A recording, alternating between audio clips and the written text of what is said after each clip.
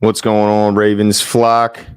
Back with you live for the Ravens' next pick at 86. They're currently, the Chargers are making their selection right now at 85.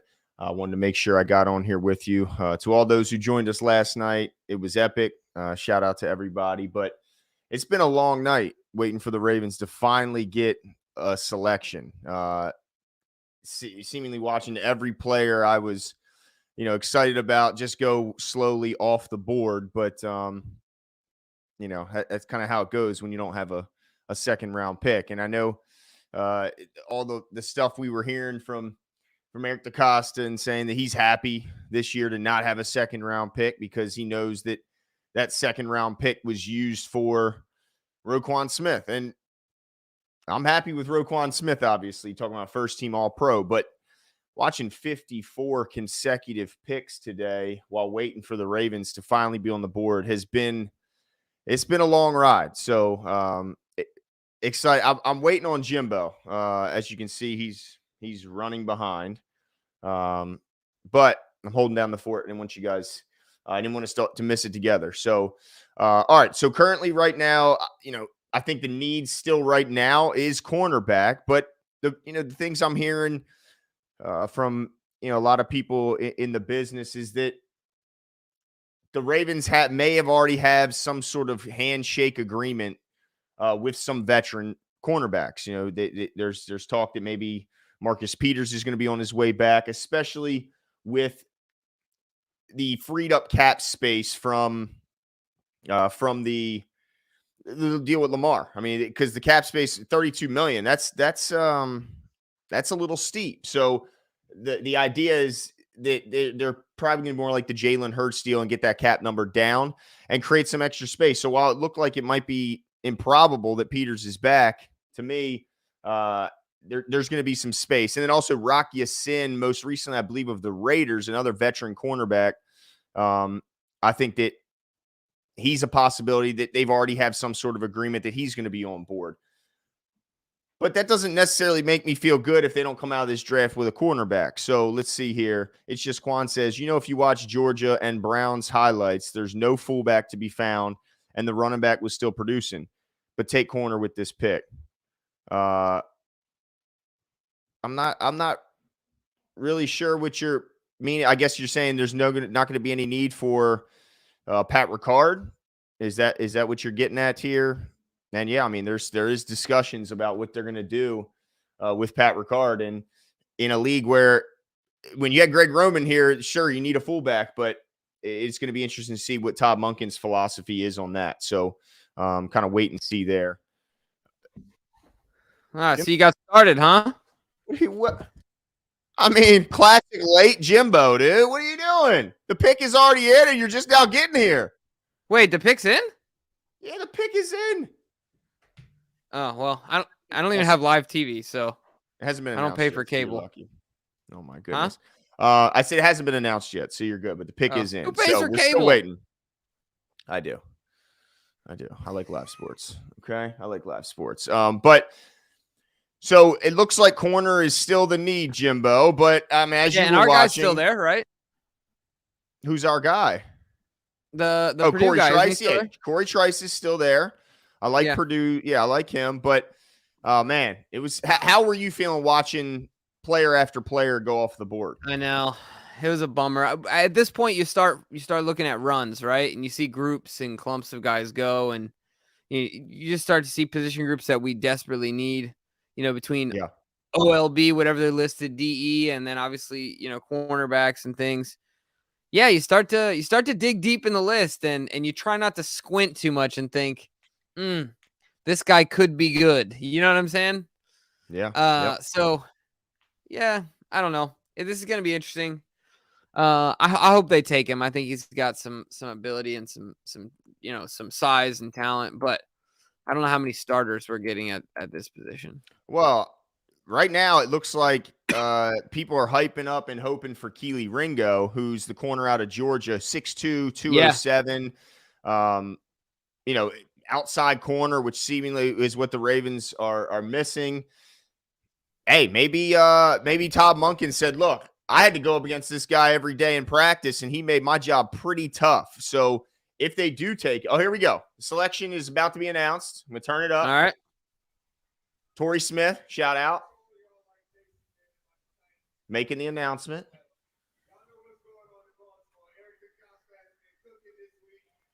Yeah, he's hyping up EDC right now, Jimbo.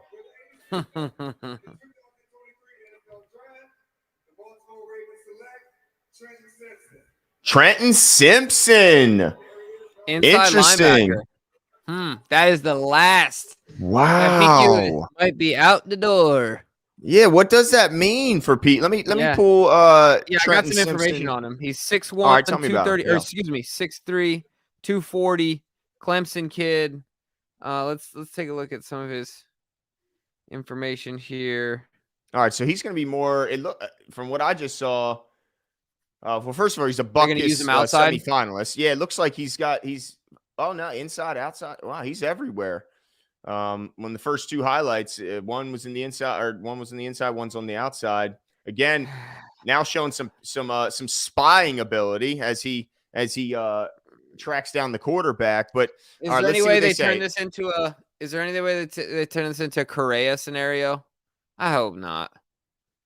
Well, I'm hoping that they've learned from that you don't want to take a guy and put him in an unfamiliar position, but that's not uncommon in the league for players to get moved around depending on what team grabs them.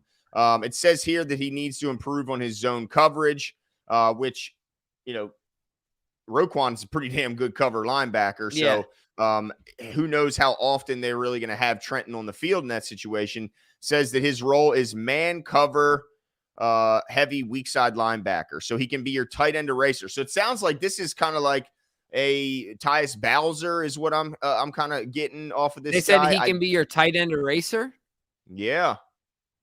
As in coverage, right? Like exactly. Man to man coverage. That, right? Yeah, man coverage. Yep, that's what they're saying. I would say, Tyus, but it sounds like, if they're expecting him to do that, he's got some more athleticism to him than even a Tyus Bowser, right? No doubt. Interesting. Yeah, what does this do for PQ? Is everyone saying in the chat? Let's pull up Tyler's super chat here. Did I just miss it? No, I didn't. Here we go. Bam. What's up, Tyler? Turner going to Cincy. Oh, wait. No, my bad. Want Juice Man back. Yes, that's true. But Tyler also said, so PQ levels up and we reward him with the shaft. I don't know if it's so much the shaft, Tyler, as it is. This is just kind of how football goes for him. Yeah. We don't know if he's going to be even in that same role. I don't know a ton. I'm going to certainly learn a lot now that they just took him. But they even have the exact same role. This is kind of how it goes, right? The Ravens paid Roquan. They're not going to pay him both. That's true. He's on anything. He's on his last year at the best, right? Right. So, it's no knock. It's just kind of the way football goes. You know what I mean? Got to fill the coffers. It says here that he's a rangy, fluid athlete that everyone's looking for at linebacker. He even played the slot role in Clemson's defense in 2021. He allowed only 406 yards in his career on 612 coverage snaps. So this guy is an athlete playing linebacker, which in today's NFL with the tight ends that are everywhere and, the pass happy league that it is, I don't have a problem with this. It's just surprising that they didn't get a guy who's more. This sounds like this guy's specialty isn't getting after the quarterback, which is what I would have expected. Sounds like this guy is going to help in coverage in a big way. And that definitely spells the end of Patrick Queen's time in Baltimore. I just wonder does this mean that he's on his way out in a trade like this year? Yeah, and the Ravens could do something like that when. If they feel like the it's at least comparable to what they would get in a compensation pick, or if they have to because the cap is tight, right? If they make some other moves or whatever, if they need to in a cap saving type scenario, they could trade him for peanuts, which is not obviously something you want to do. You want to get value back, but what I'm trying to say is they could also trade him if the compensation is fair to what they would get in a compensation pick for the sake of the player.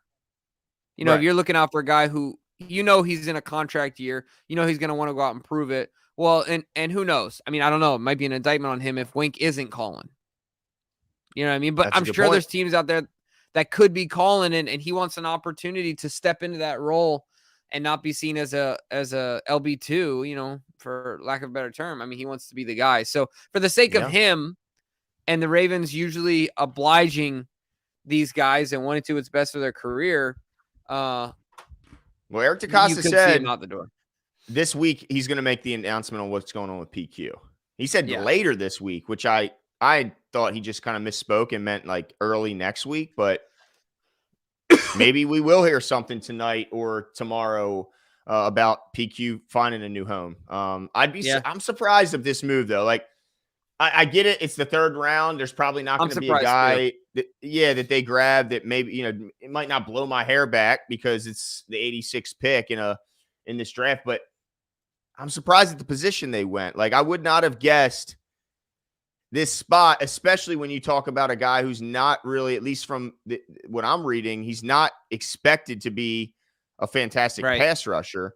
It says he's a willing and able blitzer, but Patrick Queen is a fantastic blitzer from the inside. So unless he's better than him at that, I'm kind of surprised. But yeah, apparently they value pass coverage. We know they have in the past with their linebackers inside and out.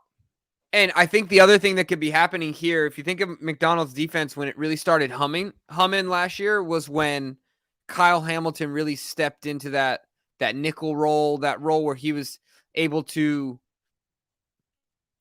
whether that's be on the guy on the inside, whatever the responsibility was, when he kind of picked up that role, the defense started humming a little bit. And I wonder if, while they're different players, like Kyle's a ridiculously large safety, and this guy's a relatively undersized and uber athletic linebacker. I mean, he's not crazy undersized, but he's certainly, for an outside linebacker, he would be undersized. For an outside, yeah, not inside. But my point is that I wonder if there's shades of things that they saw that he could fill some of that role in what he does. Talking about being a tight end eraser, and a lot of us feel that way about Kyle, but maybe he can bring some of what Kyle did last year. I'm not expecting him to, that's just a good come point, in though, and Jimbo. do this right away. But you see what I'm saying?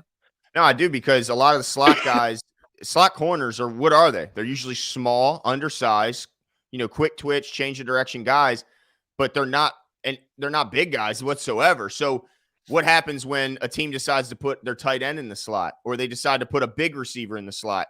Well, Pepe is going to struggle in that matchup, even if he's in you're going to have to take him out of the game.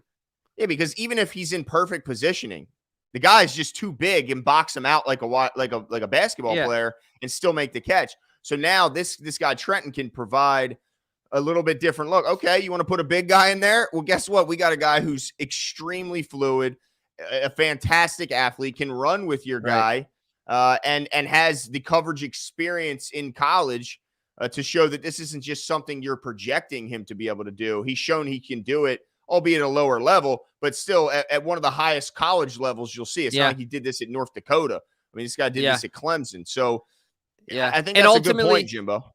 And ultimately, the athleticism allows them to feel comfortable with him in space. Like if there's an absolute change in the play, if he's in a situation, it's not like you sit back there with, I'm exaggerating here, all of a sudden Calais Campbell is out. Calais Campbell's not even on the team anymore. Michael Pierce is like out there guarding a tight end, or whatever the situation may be, where you're really like gulping. It's like one of those where you're like, ugh. I mean? He's not going to be in a scenario where whoever it is that he's required to defend is going to be so superior to him that, he's just going to not even be in the picture. Right. Yeah. Yeah. So I think that's a very good point. Versatility, I think, is the phrase, right?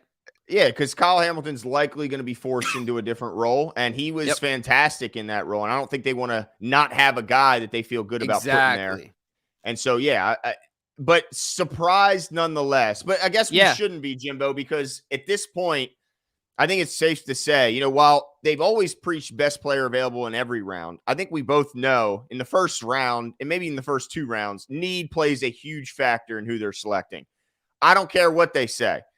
But when we get to the third round or later, I think the Ravens truly stick to their board for the most part. Obviously, they're not going to take a quarterback in the third round. I mean, that would be kind of crazy after signing Lamar to a long-term deal. But for the most part. They're not going to take a kicker, but you know what I mean.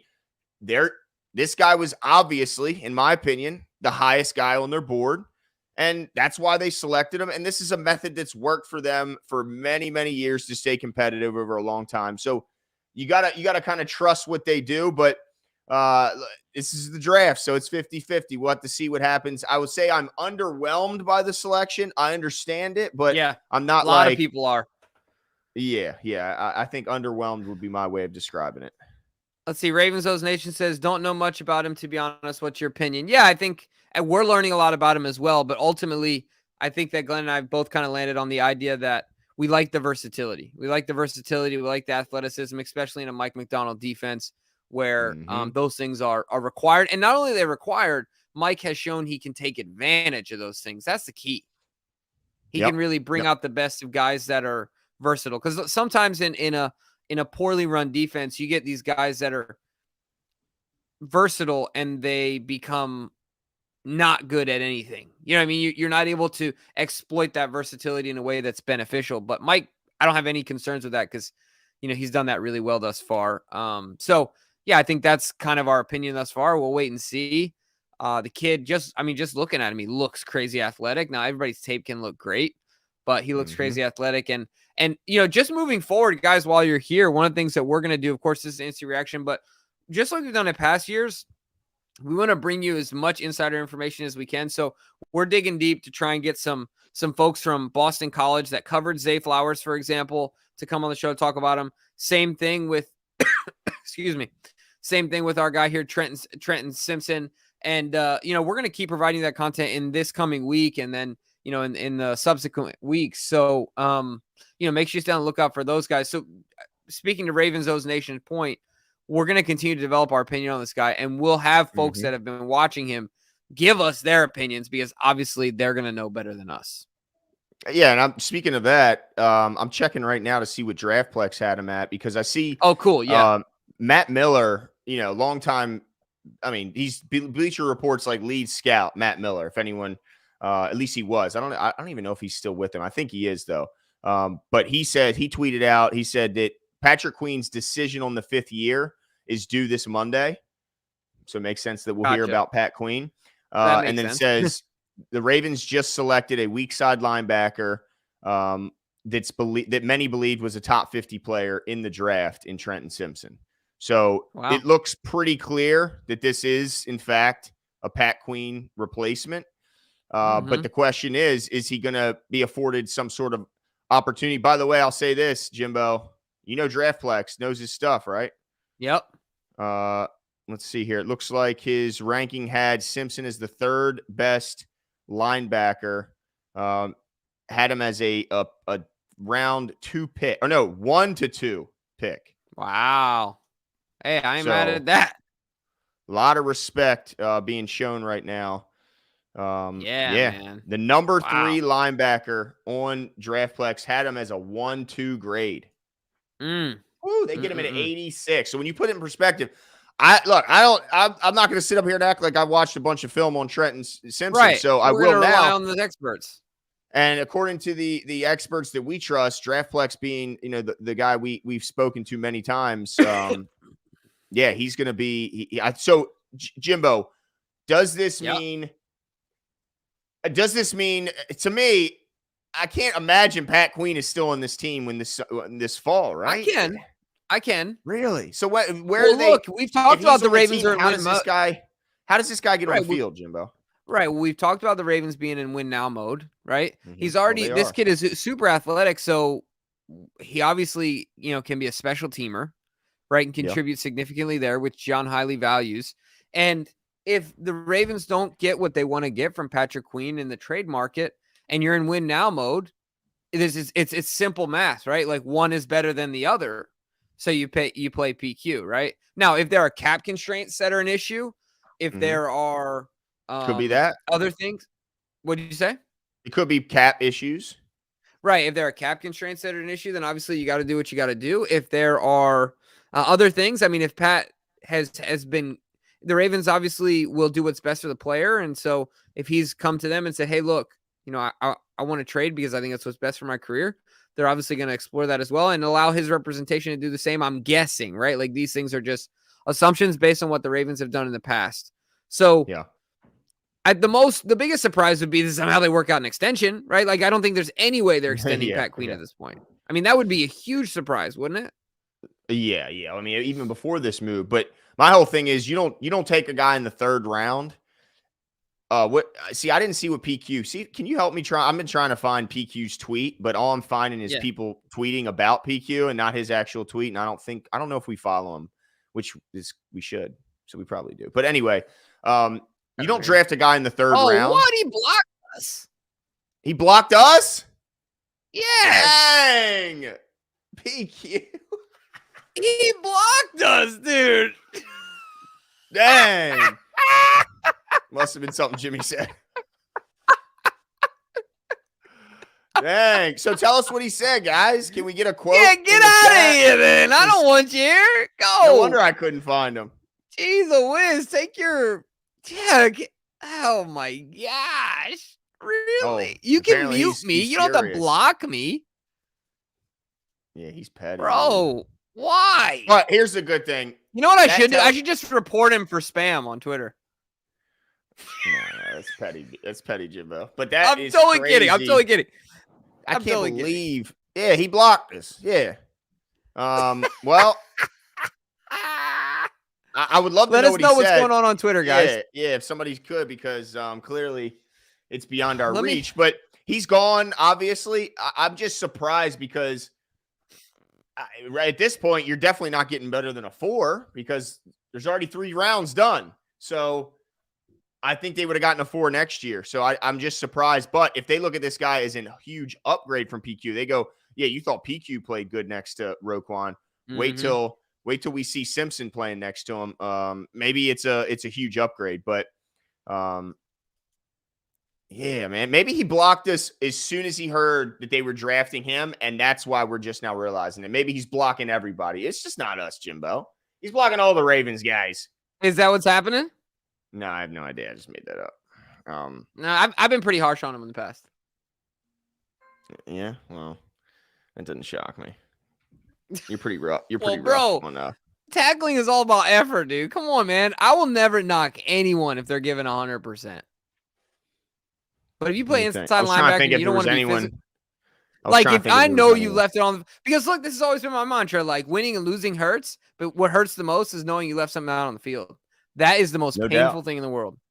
It's super we're unprepared. Yeah, I can imagine. But man, that's still surprising. So I can't wait to see what this whoever gets it, whoever gets him will get an all-team arm tackler. Who? Oh, Pat Queen. Hey, yeah, they'll get an all-pro arm tackler. Whoever gets him, you better not expect him to be the guy. He's got to have a running mate, right? Like he can't, because we tried to make him the guy here, and it was disastrous. Ravens O's Nation. He just said sheesh. P.S. Golden State is getting smacked in the mouth right now. Yeah, I saw they're down 16 with like 4 minutes left. It's kind of crazy. As much as I love NBA playoffs, which I do, especially the first round. I mean, really all through the championship rounds. I love it, but when the draft's on, everything else takes a back seat. That's right. And fortunately, the O's, they got rained out tonight, so I didn't have to choose. But dude, they should have played. They have a doubleheader tomorrow. Yeah, they should have played. Well, they're in Detroit, but apparently weather's similar as it is here. But Warriors looks like it's headed for a game 7. But man, I can't wait to see. I'm going to dive deep into this guy. Obviously, me that too. Did not sound. And I said, me too. I'll join you. Oh man, that sounded bad. All right, but I'm going to look into the tape and see what this guy's all about, and we'll have a more proper breakdown. Looks like we might be able to. It looks like I might already have someone to talk about Zay Flowers that has a little more insight here. Yeah. Also wanted to put up Coast Boy T says all he said was sheesh. So yeah, we don't even know. I guess that's why he's saying that. But at least he didn't blow up. Blocked us. I'm still flabbergasted. Why did everybody say he's mad? Why is everybody hyping it up? Like, you see the hype train in the comments? Like, he's furious. All he said was sheesh. Yeah, I It's don't not like get that you either. know. It's not like he's got a video of him just burning all his Ravens gear in a big large bin. I mean, Not yet. what are we talking about? But yeah, I guess so. Hey, well, I guess we'll be back. Yeah, we'll Won't be be back long. tomorrow, right? Yeah, as long as no. No, Seth. The answer is no, Seth. What's the Plus, I got my Oh, no. Ravens socks on anyway. Yeah, We'll be back especially not for tomorrow. free, And man. You can't be yeah, cheap. yeah. At least what's his Gotta throw, name? what do you like to say? Like, gotta throw a couple shekels or something. Yeah. Hold on. What Yeah, was there that you go. guy's name? He always puts it up. He always puts up a couple of dollars. But anyway, we'll be back at least tomorrow. I mean, for sure tomorrow. But you can't sleep on the Ravens coming back up into this round, especially with this news and the Yeah, fact that PQ yeah. Good point. might be very Literally, much don't available. sleep You don't sleep. Stay up all night. because Stay it's up all night. definitely past my bedtime. No, is it 10:45? Oh, for sure. You're out. Yes. All right. But Well, I get it. You have a newborn. well, he's 18 months now. Oh, I guess he's not a newborn. Dang. No, I just like to go to bed early.